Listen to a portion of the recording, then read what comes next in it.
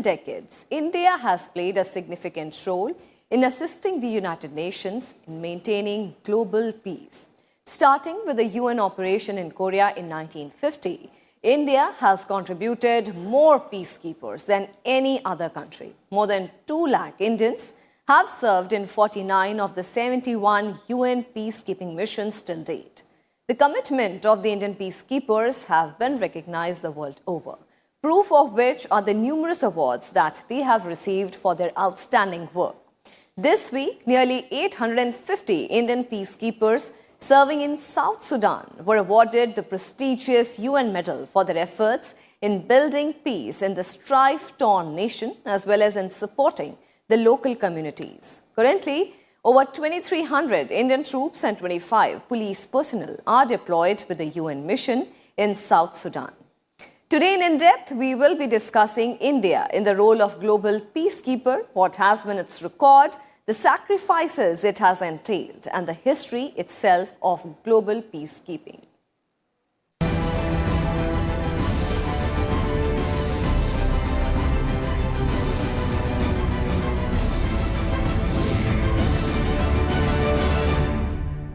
Nearly 850 Indian peacekeepers have been awarded the prestigious UN medal for their contribution to promoting peace in South Sudan. Currently, there are 2,342 Indian troops and 25 police personnel with the UN mission in South Sudan. Let us take a look at their efforts in this trouble-torn country.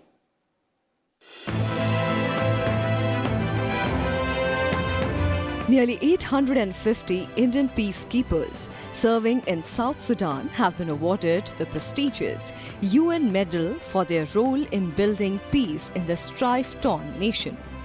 They have received honor for giving above and beyond their duties to support local communities. This particular operation for which they have been rewarded is an operation in South Sudan. South Sudan, as you know, is a new republic. It was formed in 2011. And the UN was very closely involved in its creation as a new republic. And soon after that, because of internal difficulties, it requested for UN peacekeepers, and UN peacekeepers were sent. India is the second largest contributor to this particular mission. It's called UNMISS, the UN mission in South Sudan. Indian troops have been praised for their efforts to support peace talks between the government and the opposition forces, especially in the Upper Nile region, and establishing the first ever UNMISS base on the west bank of the Nile at Kodok.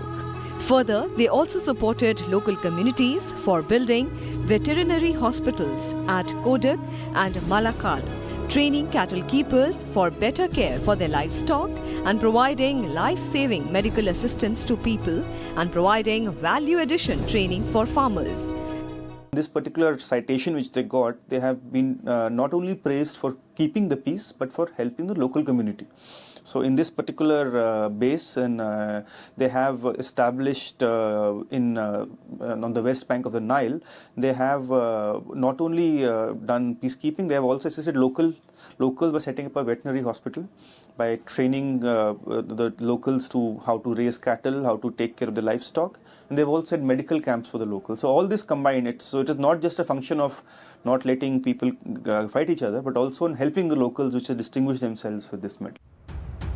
Last month, 323 Indian peacekeepers serving as engineers and medical staff in South Sudan were also honored with UN medal for their distinguished service. Engineering troops from India serving in South Sudan perform a variety of duties that help the local communities. They're rehabilitating a 167-kilometer of road from Malakal to Palok that will later be extended to Ring. Once the repairs are finished, the road will facilitate the peacekeeping operations, humanitarian access and trade.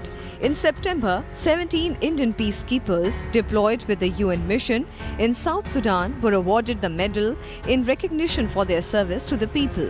Further, 150 Indian peacekeepers serving with the UNMISS received medals of honor for their dedicated service in April 2019. India is the second largest contributor of peacekeepers to the UN mission.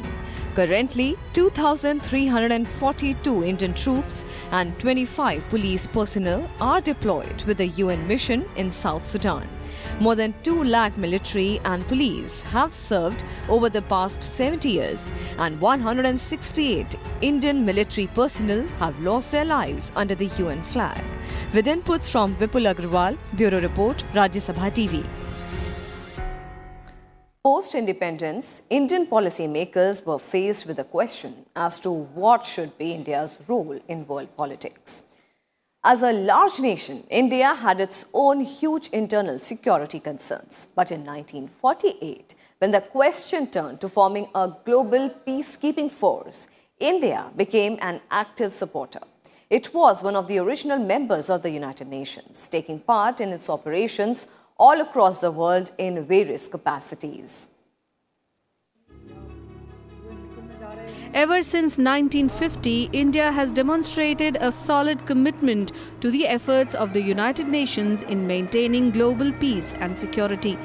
Starting with its participation in the UN operation in Korea in 1950, India has contributed more personnel than any other country.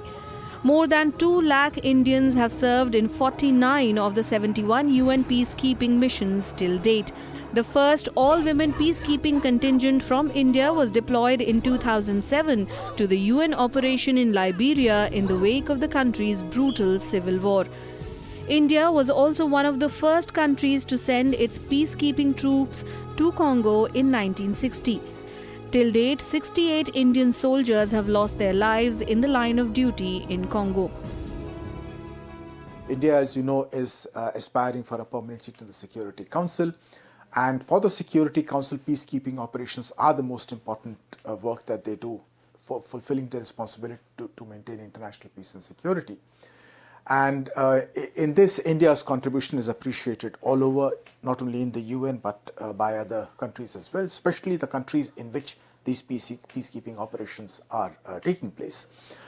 Indian troops, as you know, have great experience in working in multicultural environments because of the experience back home in India itself. So they are able to move into these areas and get into both peacekeeping and developmental work very smoothly because of their experience back home.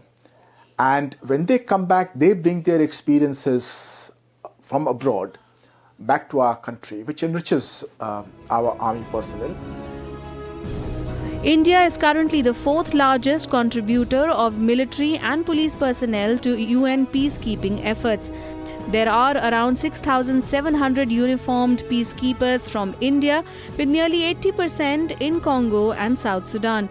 India has also provided 15 force commanders to various missions and was the first country to contribute to the Trust Fund on Sexual Exploitation and Abuse that was set up in 2016. But India's long-standing service has not come without cost. According to the UN, 164 Indian peacekeepers lost their lives while serving with the United Nations. There are three types of peacekeeping that India has done. One is UN peacekeeping, and right now we have over 6,000 Indian soldiers doing peacekeeping missions in different parts, and they have distinguished themselves everywhere. In fact, in the past, I think 5 years, 10 of them have also died in action, and there have been cases where they've given medals, and they have been appreciated by the local population. The other type of peacekeeping is the kind of peacekeeping we did in Sri Lanka. It is unilateral, one-sided. So Indian peacekeeping mission in Sri Lanka. Third we do is on the seas. So we have 2 ships or sometimes 1 ship in the Gulf of Aden, in which they ensure that piracy is curbed. So in all 3 things, our Indian soldiers have distinguished themselves with action which has been appreciated, which has been seen as not being excessive, and which is basically resulted in Indian peacekeepers being in quite a high demand across the world. UN peacekeepers are often referred to as blue helmets because of their headgear. Peacekeeping forces include soldiers, police officers, and civilian personnel. They can be deployed both to implement and monitor peacekeeping agreements. They undertake a wide spectrum of other activities like assistance after a natural disaster, overseeing power sharing agreements, electoral oversight, and economic and social development. India, basically, when they get a request from the UN to send peacekeepers, they do a selection process.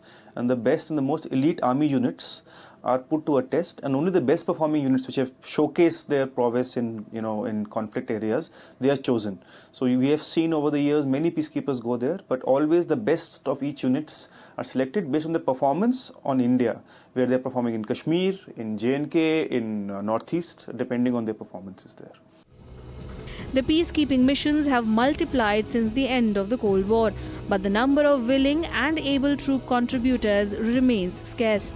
While Indian participation in UN peacekeeping has increased over the years, despite growing demands, Western troop contributions have fallen to below 2% of the total deployed forces, compared to 25% during the Cold War. Recently, India voiced serious concern on compromises being made in peacekeeping operational issues to reduce costs. India also sought an enhanced role for countries contributing troops in the decision-making process of UN peacekeeping missions. Bureau Report, Rajya Sabha TV. And with that, we'll slip into a very quick break. Stay with us.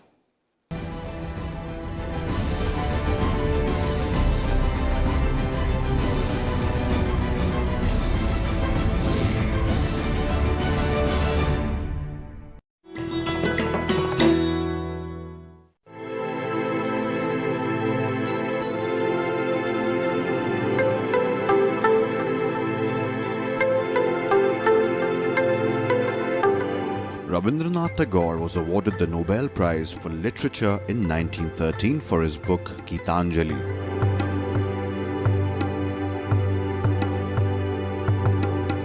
In 1950, he composed the music and lyrics for India's national anthem Jana Gana Mana.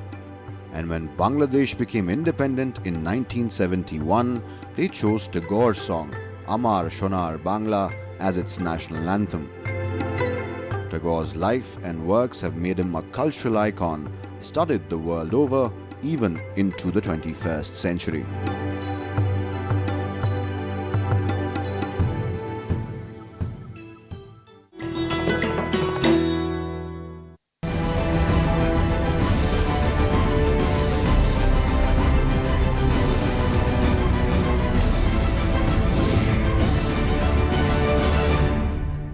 Welcome back after the break. At a time when the Cold War rivalries paralyzed the UN Security Council in the 60s, peacekeeping became the most important tool available with the United Nations to maintain peace in the conflict areas.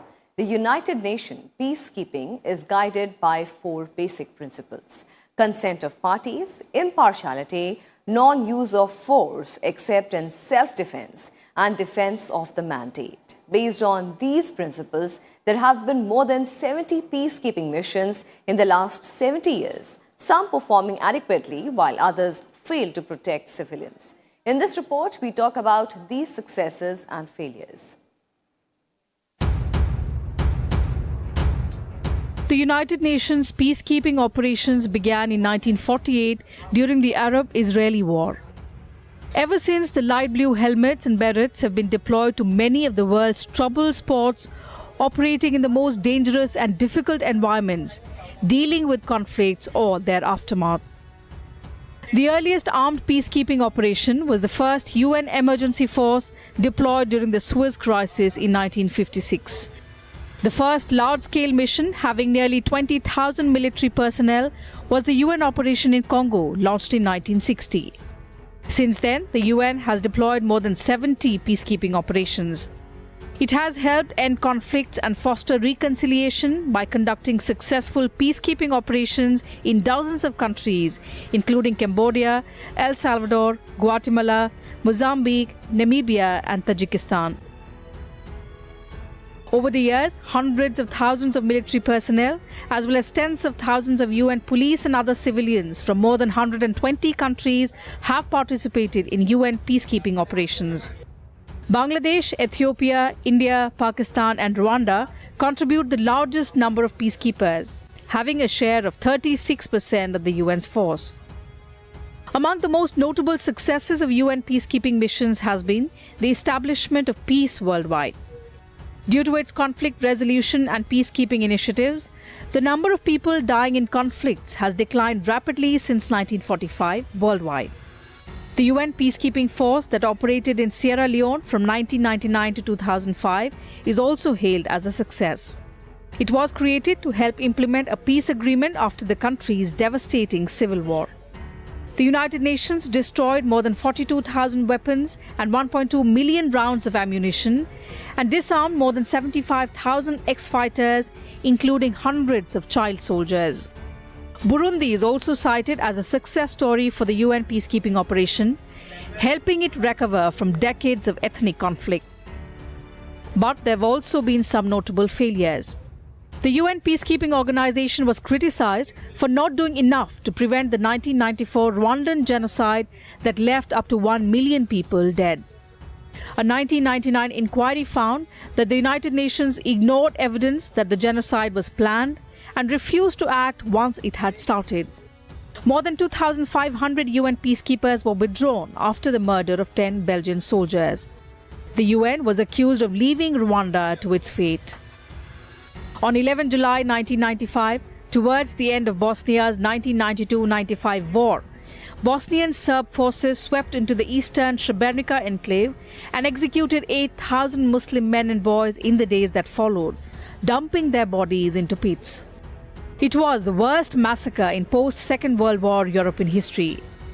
The UN had previously declared the town a safe area to be free from any armed attack or any other hostile act.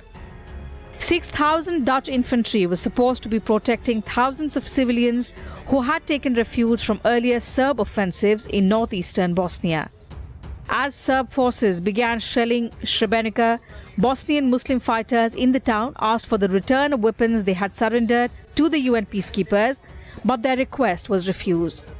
The Dutch peacekeepers were obliged to watch even as the killings began. UN peacekeepers were also accused of paying women and young girls they were supposed to be protecting for sex and sometimes raping them in the Democratic Republic of Congo in early 2005. Subsequent reports found there had been similar allegations in countries ranging from Cambodia to Bosnia to Haiti. When the security forces perform in these places, they have to be very cognizant of the human rights of the people around. And even in the most difficult situations, they have to respect human rights. Besides, since they are working in a foreign environment, they have to respect the local culture. There are different kinds of societies they work in. Our soldiers come from their own social background, but because of the fact that they work in multicultural environments, the UN ensures that they respect the local culture. They do not antagonize the local people. They are not conquerors over there. They are there to help the local people. And as I said, even in conflict situations where, as for example, recently in Congo, the UN peacekeepers themselves came under attack because the local people were unhappy with the fact that some guerrilla groups were attacking them. And the UN peacekeepers, because of their mandate, were not in a position to protect them there. These setbacks provided important lessons for UN peacekeeping as a tool to restore and maintain international peace and security. The United Nations is now undertaking a major exercise to introduce reforms in peacekeeping operations. Bureau Report, Rajya Sabha TV. The United Nations peacekeeping forces have resolved many global disputes and restored peace in conflict-hit regions. The peacekeeping forces have played a crucial role, especially in the flare-ups between Israel and the Arabs, and also North and South Korea after the Korean War ended. Here's a look at the history of the peacekeeping forces.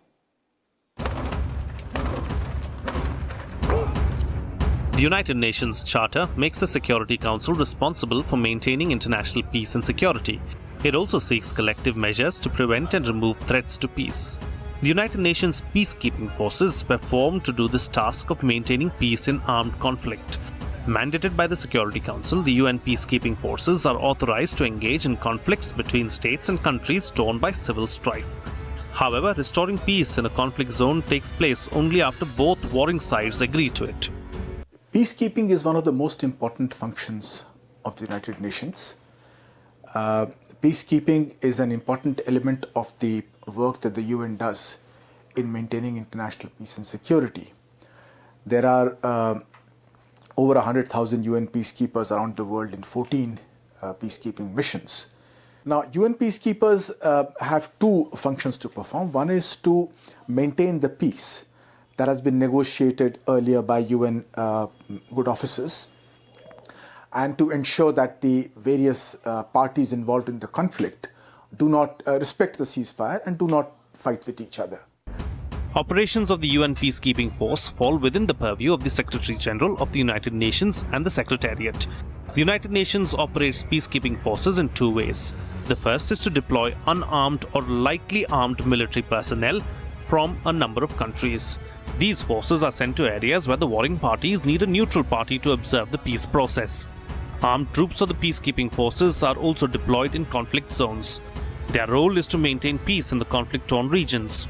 UN peacekeeping is very, very strict. So it is difficult sometimes to control situations. For example, in some locations where they're sent, they're not allowed to fire weapons. So when you're not allowed to fire weapons, but still control the situation, it becomes very difficult to operate. The other issues they face is that most of these peacekeeping bases are very isolated. They are in different parts, and they don't have that entire backup that you have back in India. In the sense, you don't have reserve units, you don't have air support necessarily at all times. The third biggest difficulty is you have to work with different nations. There have been cases in the past, for example, where Indian army troops have been deployed right next to Bangladesh, Pakistan, and China, and they have all had to work together. So you have to overcome language barriers, you have to overcome difficulties in having different types of equipment, and also sometimes personality and personal issues can come into play. United Nations Peacekeeping Force was established in 1948. In its first mission, the United Nations Truce Supervision Organization was sent to the newly created State of Israel to supervise ceasefire between the Israelis and the Arab states. The United Nations Emergency Force was sent to the Suez Crisis in 1956 or the Second Arab-Israeli War. At the end of the Korean War, the UN forces remained along the south side of a demilitarized zone until 1967, when American and South Korean forces took over. In 1974, the United Nations deployed United Nations Disengagement Observer Force at the Golan Heights to supervise the agreed disengagement of the Israeli and Syrian forces. In 1978, after Israel's attack on Lebanon, the United Nations Interim Force in Lebanon, or UNIFIL, was established to confirm Israeli withdrawal from Lebanon and restore international peace and security. UN peacekeeping forces also played an important role in Congo's struggle for independence in 1960. 20,000 peacekeeping troops were deployed in this area to restore peace in the war zone. Other than restoring peace, the peacekeeping forces also monitor disputed international borders. Since its formation in 1948, the UN peacekeeping forces have successfully brought peace to regions hit by conflict and violence. But in the process, hundreds of soldiers have lost their lives in these peacekeeping operations. Bureau Report, Rajya Sabha Television.